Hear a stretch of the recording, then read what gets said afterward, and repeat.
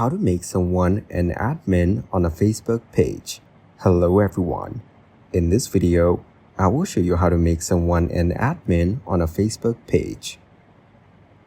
First, open the Facebook app on your mobile device. Now tap on the menu icon from the bottom right corner.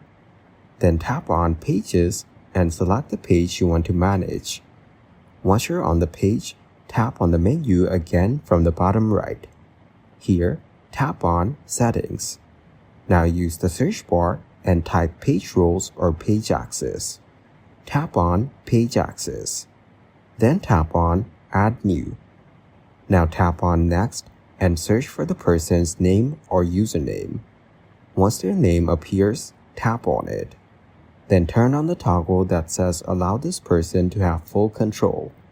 Finally, tap on Give Access to make them an admin. Thank you guys for watching this video. Hope you got some value. Make sure to like the video and subscribe to the channel to get notified of new videos. See you in the next one.